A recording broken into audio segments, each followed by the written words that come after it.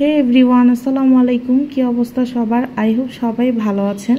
তো গত দিনের যে ভিডিওটা দেখতে পারলেন, এটার পরের দিনের ব্লগ। তো সেদিন তো রাতে আমরা ছোট্ট করে নাদিতাকে সারপ্রাইজ দিয়েছিলাম। এটা পরের দিনের ক্লিপ। সকালে ব্রেকফাস্ট করলাম, আর এই তো আব্বু পাঁচমিশালি মাছ নিয়ে আসছে মিষ্টিমণির জন্য। বাজারে ভালো ফ্রেশ মাছ পেয়েছিল। তো ওই মাছগুলো দেখে আমার খুব ভালো লাগতেছিল, কারণ এই টাইপের মাছ আমি পার্সোনালি খুব বেশি পছন্দ করি। এটাকে শাস্তার মাছ বলে না কি যেন বলে জানি, তো এটা আমার খুবই পছন্দ। আর এই যে এখানে আরও একটা পছন্দের মাছ আমার, পোয়া মাছ। তো এই মাছগুলাকে আর কি থালিতে আম্মু বাড়ছিল, তো দেখলাম। এরপরে বিকালে একটু বের হয়েছিলাম, মিষ্টিমণি টুকটাক কেনাকাটা করবে। আদিতার বার্থডে যেহেতু, একটু শপিংয়ে যাবে, তো বাসায় পরার জন্য টুকটাক টপস গেঞ্জি এগুলো কিনতেছিল। আর একটু পরেই হচ্ছে আমরা যে রেডি হয়ে এখন বের হয়ে গেছি। সাডেন প্ল্যানে হচ্ছে একটা ডিনার প্ল্যান, সাডেনলি আর কি একটা ডিনার প্ল্যান হয়ে গেছে।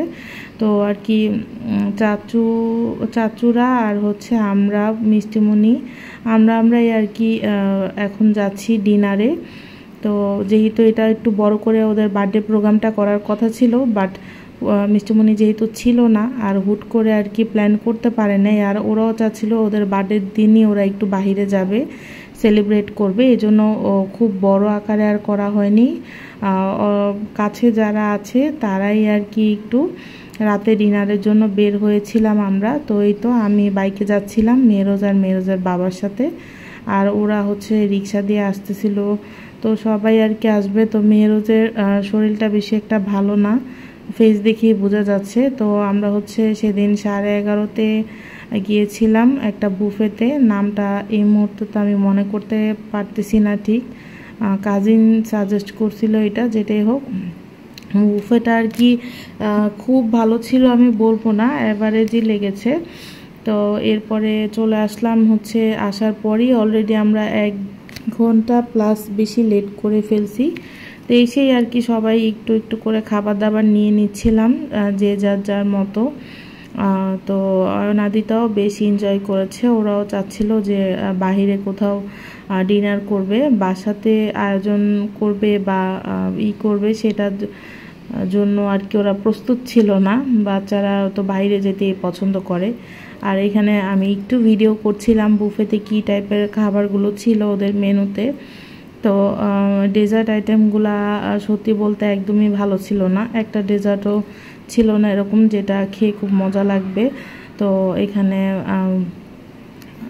কি বলে এটাকে, মানে স্টার্টার যেগুলো ছিল সেগুলো মোটামুটি ছিল। পাস্তাটা ভাল লাগছে, চাইনিজ আইটেমগুলোও ছিল মোটামুটি। আর বাকি মানে আছে খাওয়ার মতো, প্রত্যেকটা আইটেম যে খুবই মজা এরকম না। তো এখানে সবাই সবার মতো করে খাচ্ছিল।